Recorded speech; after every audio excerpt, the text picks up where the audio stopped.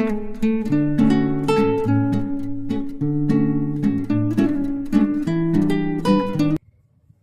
Students, कैसे हैं आप? लवली सर की तरफ से आपको प्यारी सी गुड मॉर्निंग।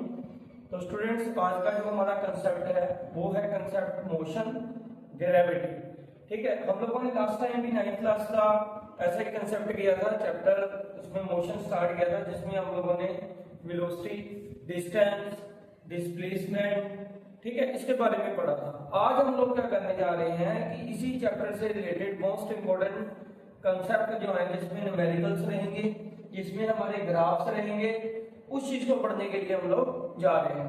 तो पहले हम लोग आज का कंसेप्ट समझ लेते हैं, हमें करना क्या है। आज हमें करना है जनरल कंसेप्ट में पहले वेलोसिटी दो तरह की है, ये हमें जानना है कौन सी है, इनिशियल और फाइनल, ये दोनों में क्या डिफरेंस है, न्यूमेरिकल्स सोल्व करेंगे, ठीक है, और कौन कौन से इसमें जो है वो फॉर्मूले लगेंगे, कौन सी इक्वेशंस यूज होगी। हम लोगों को आज क्या करना है, इसी कंसेप्ट पे फोकस करना है। तो चलिए करते हैं स्टार्ट, फिर टाइम नहीं वेस्ट करना है हमें और जल्दी से काम करते हैं। उससे पहले अगर जिन भाइयों ने सब्सक्राइब नहीं किया तो वो सब्सक्राइब करें, एक लाइक कीजिए करिए, क्योंकि लाइक करने से आपको कुछ जाएगा तो नहीं, लेकिन हमारा क्या मोटिवेशन लेवल जो है वो बढ़ेगा। तो स्टूडेंट्स, अभी स्टार्ट करते हैं हम लोग क्लास। सबसे पहले बात करते हैं वेलोसिटी। वेलोसिटी क्या होगा, ratio of displacement to the time, यानी कि ये रेशियो है displacement to the time. Displacement मैंने आपको बता दिया था कि डिस्प्लेसमेंट क्या होता है, शॉर्टेस्ट पाथ होता है covered by body in a particular direction, यानी कि एक पर्टिकुलर डायरेक्शन में जब कोई बॉडी ट्रेवल करती है, ठीक है, शॉर्टेस्ट पाथ कवर करती है, उसको हम कहते हैं डिस्प्लेसमेंट। ठीक है, टाइम के साथ उसको डिवाइड करो, आपके पास क्या बन जाएगा, वेलोसिटी। तो ये कंसेप्ट आप पहले समझ लो। उसके बाद आता है एक्सेलरेशन। कहते हैं एक्सेलरेशन क्या है, आप लोग देख रहे होंगे फॉर्मूले से, acceleration equal to change in velocity over time. अब वेलोसिटी भाई चेंज होती है, आप अपनी बात ले लो, आप बाइक एक्टिवा कुछ लेके निकलते हो घर से, तो क्या आप कांस्टेंट स्पीड से चलते हो? अब जब गली से निकलते हो तो आपकी स्पीड 20 किलोमीटर पर आवर होती है, आप रोड पे आते हो तो 40, 50, 60 इसके करीब जाती है ना। तो यानी कि आप क्या करते हो, कंटिन्यूसली स्पीड को गियर अप करते हो, फिर आगे कुछ कोई आ जाता है तो आप क्या करते हो, उसको रिड्यूस करते हो। तो यानी कि आप कांस्टेंट वेलोसिटी के साथ तो चलते नहीं हो, समझ रहे हो ना। तो वेलोसिटी क्या होती रहती है, चेंज हो जाती है। वही वेलोसिटी जब चेंज होती है विद रिस्पेक्ट टू टाइम, तो वो बन जाता है आपके पास एक्सेलरेशन। इस कंसेप्ट को भी पहले देख लो, एक्सेलरेशन, ठीक है जी। उसके बाद दो इसमें टॉपिक जुड़ेंगे। वैसे तो एक्सेलरेशन और वेलोसिटी आज तो मैं कंसेप्ट यही करवाने वाला था, बट मैंने क्या देखा कि उसमें एक न्यूमेरिकल्स जो है ना वो ग्रेविटी वाले भी आ रहे हैं। तो ग्रेविटी को समझाने के लिए पहले मुझे ग्रेविटेशन को समझाना पड़ेगा। ठीक है, हमारा कंसेप्ट नंबर 3 ग्रेविटेशनल फोर्स। बड़ी सारी कंफ्यूजन रहती है अमंग द स्टूडेंट्स कि ग्रेविटेशन और ग्रेविटी दोनों में फर्क क्या है। अच्छा, इसमें छोटा सा आपको फर्क पहले बताता हूँ। ये देखिए चौक है ना, ठीक है, आप लोग गेस करना कि इसमें क्या डिफरेंस था। ये देखिए, इसको मैं नीचे फेंक दिया, ठीक है जी, फेंक दिया।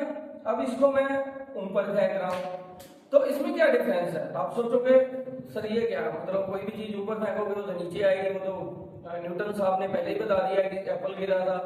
लेकिन मैं आपको गेस करने के लिए 10 सेकंड देता हूँ, आप गेस कीजिए, नहीं होगा तो उसका जवाब मैं देता हूँ। जब मैंने चौक को ऊपर से फेंका, ठीक, आपने देखा, फिर मैंने चौक को नीचे से ऊपर फेंका, वो भी आप लोगों ने देखा। अब दोनों में डिफरेंस आप ढूंढिए, 10 सेकंड का टाइम दे रहा हूं आपको।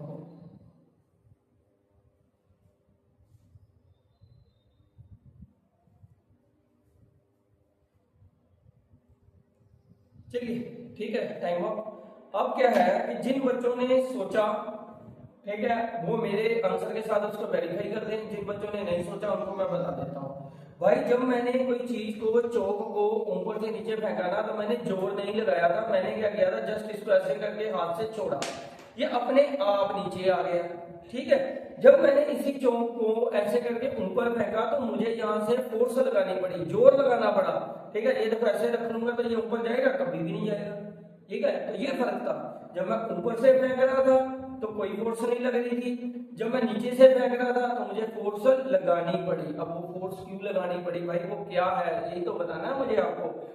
जब कोई भी चीज को आप ऊपर फेंकते हो नीचे आती है due to the gravitational force, due to the gravitational force of earth, क्योंकि अर्थ क्या करती है, अपनी फोर्स से किसी भी चीज को नीचे खींचती है।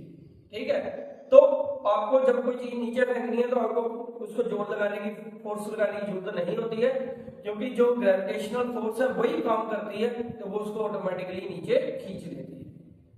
ठीक है, अब दूसरी केस में क्या था, मैंने जब किसी चीज को नीचे से ऊपर फेंका था तो मुझे फोर्स लगानी पड़ी। उसमें कारण क्या था कि अगर, क्योंकि अर्थ अपनी तरफ खींच रही है, अगर मुझे किसी चीज को ऊपर भेजना है तो वो जो मुझे फोर्स है वो ग्रेविटेशनल फोर्स से ज्यादा लगानी पड़ेगी।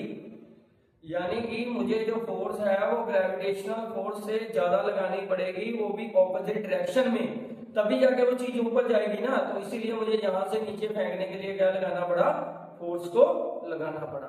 तो ये डिफरेंस है भाई ग्रेविटेशनल और ग्रेविटी में। ग्रेविटी में अभी बताया नहीं है, मैंने सिर्फ आपको ग्रेविटेशनल ही बताया है कि अगर आपको किसी चीज को नीचे से ऊपर फेंकना है तो आपको क्या करना होगा, you have to apply more force than gravitational force in opposite direction. और ऑपोजिट ऊपर जाएगी, अगर ऊपर से नीचे फेंकोगे no need to apply any force. अब बात करते हैं ग्रेविटी। ग्रेविटी क्या है भाई, ग्रेविटी फोर्स नहीं है। आप इन दोनों को ना मैसअप ना किया करो यार, ग्रेविटेशन और ग्रेविटी को। ग्रेविटेशनल फोर्स है, ग्रेविटी फोर्स नहीं है। ग्रेविटी क्या है, जस्ट लाइक एक्सेलरेशन, जैसे एक्सेलरेशन है चेंज इन वेलोसिटी, वैसे ही ग्रेविटी है।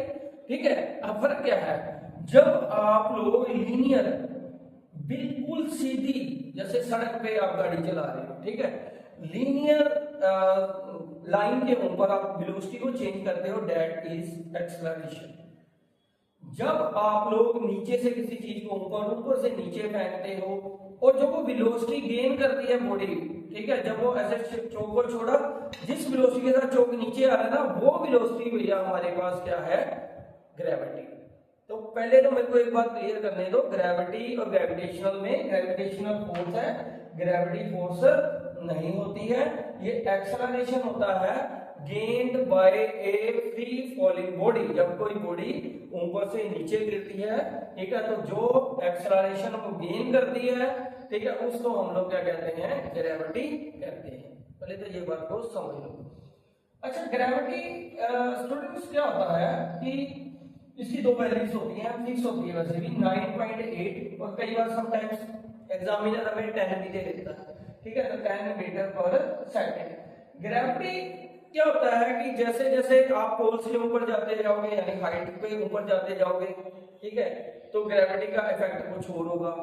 अर्थ से नीचे जाते जाओगे सेंटर की तरफ, तो ग्रेविटी का इफेक्ट कुछ और होगा। तो कहने का मतलब होता है ग्रेविटी जो होती है वो ऑलवेज चेंज होती रहती है अकॉर्डिंग टू द सिचुएशन। ठीक है जी, तो वैसे जनरल अगर आपको याद रखना है तो भैया वो 9.8 और 10 मीटर पर सेकंड का इसकी वैल्यू फिक्स है। तो ये चार कंसेप्ट आई होप कि मैंने अच्छे से समझा दिए। कोई डाउट रहेगा तो कमेंट सेक्शन में बता देना। अब देखिए, अर्थ और मून के बीच में जो फोर्स लग रही है भैया, ये है ग्रेविटेशनल फोर्स। ठीक है, जब कोई बॉडी ऊपर से नीचे गिर रही है तो वो है ग्रेविटी, ये याद रखो। बस फर्क ये है कि जब कोई बॉडी ऊपर से नीचे आएगी, ठीक है, तो ग्रेविटी पॉजिटिव में होगी।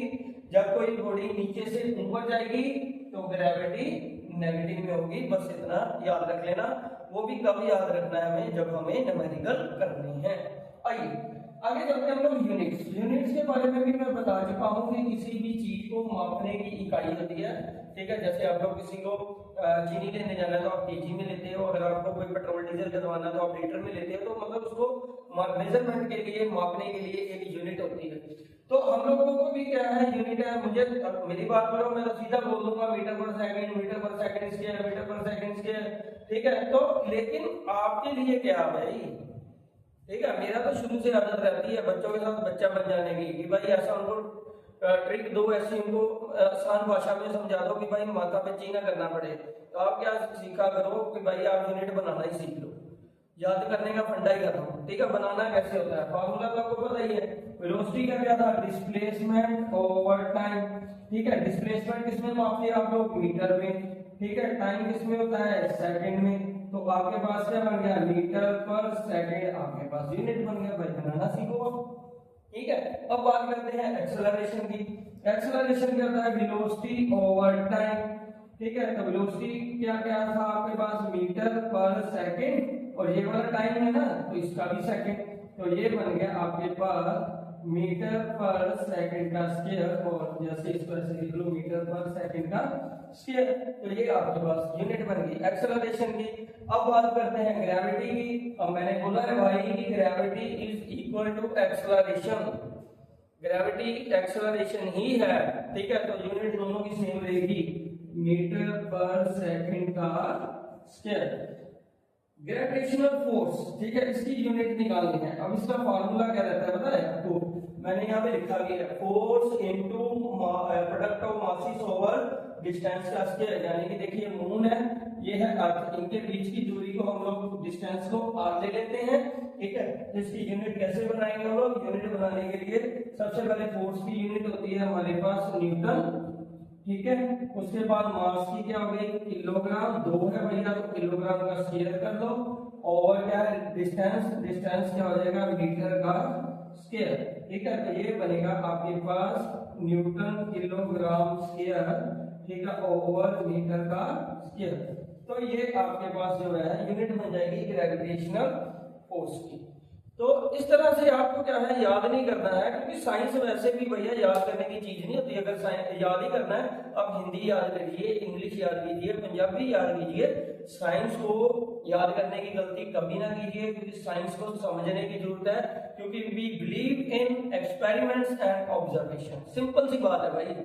ठीक है, साइंस वाले किसमें बिलीव करते हैं? बातों में बिलीव नहीं करते। ठीक है, साइंस वाले बिलीव किसमें करते हैं पता है? एक्सपेरिमेंट में। भाई करके दिखाओ, हाउ, फिर उसके बाद क्वेश्चन रेज करो, व्हाई। सिंपल सी बात है भाई, वी आर साइंस स्टूडेंट्स, को क्वेश्चन रेज करना हमारा हक है। ठीक है, तो चलिए आगे नेक्स्ट चलते हैं। अच्छा ठीक है, फिर वेलोसिटी की बात करते हैं। चेंज इन वेलोसिटी, मैंने बताया ना एक्सेलरेशन क्या है? Change in velocity over time. अब वेलोसिटी में क्या चेंज होगी? वेलोसिटी हम चेंज तो कर रहे थे, गली से निकले 20 में थे, सड़क पे आए 60 में आ गए। ठीक है, तो अब उसको कैसे शुरू करते हैं, कैसे वेलोसिटी को रिप्रेजेंट करेंगे? सबसे पहले इनिशियल वेलोसिटी, इसको रिप्रेजेंट किया जाएगा u के साथ। फाइनल वेलोसिटी, इसको रिप्रेजेंट किया जाएगा v के साथ। अच्छा, इनिशियल होता क्या है? इनिशियल होता है स्टार्टिंग, यानी कि जब आपकी मेजरमेंट या ऑब्जर्वेशन स्टार्ट हो रही है उस समय आपकी वेलोसिटी क्या है? उसको कहते हैं इनिशियल वेलोसिटी। और जब आपका फाइनल रिजल्ट मतलब हमने रिकॉर्ड करना है उस समय आपकी वेलोसिटी क्या है? वो बनती है आपके पास फाइनल वेलोसिटी, इसको रिप्रेजेंट किया जाता है v के साथ। फॉर एग्जांपल क्या है?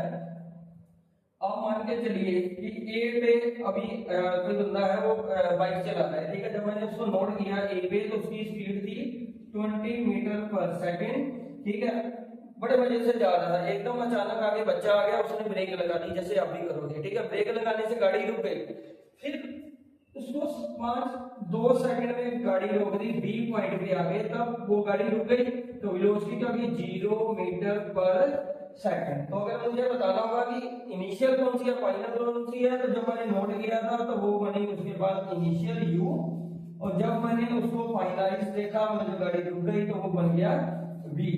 तो आप नोट करो, ठीक है, इनिशियल और फाइनल दो अलग अलग वेलोसिटीज हैं भैया। जब आपने उसको नोट किया तब वो इनिशियल है, जब आपने उसको फाइनल रिकॉर्ड किया तो उसकी फाइनल वेलोसिटी है।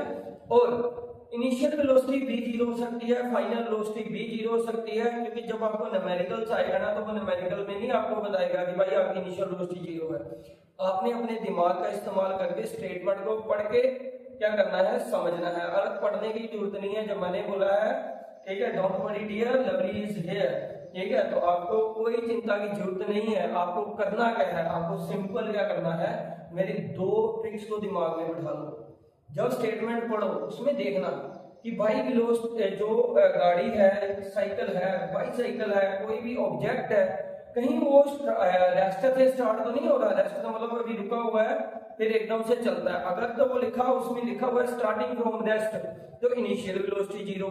ठीक है, फिर दूसरी बात देखना कि अगर उसने ब्रेक मारी है तो वो कम्स टू रेस्ट बिल्कुल ही रुक गया है या उसने अपनी स्पीड कम की है। अगर तो बिल्कुल रुक गया है, कम टू रेस्ट, तब आप फाइनल वेलोसिटी 0 ले लो। ठीक है, वो नहीं बताएगा, वो सिंपल आपको बताएगा comes to rest, starting from rest. तो स्टार्टिंग और कम टू रेस्ट में आप देख लेना कि v जीरो होगा या u जीरो होगा, बस इसको याद रख लो। न्यूमेरिकल जब मैं कराऊंगा तब तो वो करवाऊंगा, ठीक है। अब आगे बढ़ो। इनिशियल वेलोसिटी फाइनल वेलोसिटी मैंने आपको बता दिया, ठीक है। अब ये ऐसे ग्राफ आते हैं सीबीएसई में, ठीक है। काफी ज्यादा स्टूडेंट जो होते हैं सीबीएसई के छोड़ के आ जाते हैं, और पंजाब बोर्ड के कई स्कूलों में तो बेचारों को बताया ही नहीं जाता कि भाई ये ग्राफ है क्या।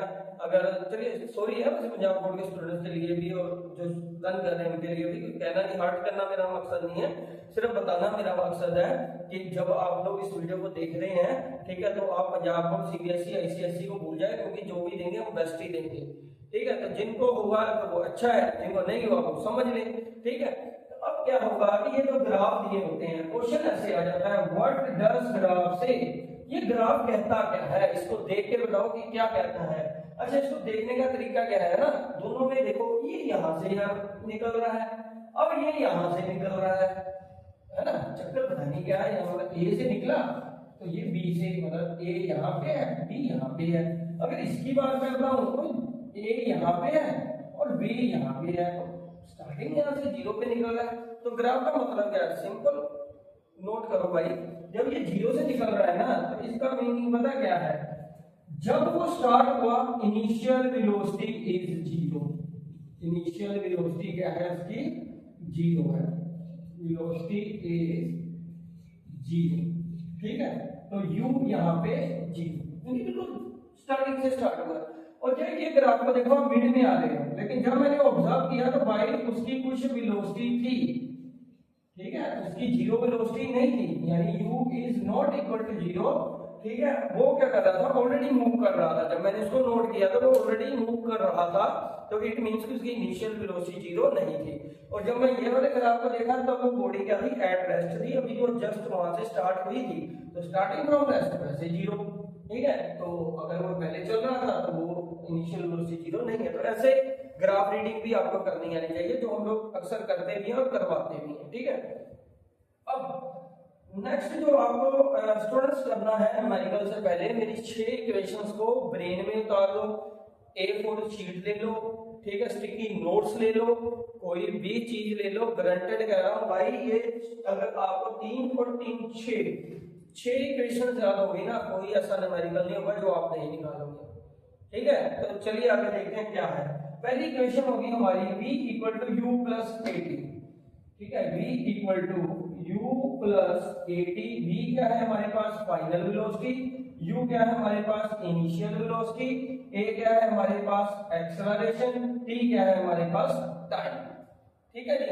दूसरी इक्वेशन है s equal to u t plus 1/2 ad square, u initial, t time, और s यहाँ पे होगा हमारे पास डिस्टेंस, यहाँ पर s क्या होगा, डिस्टेंस होगा,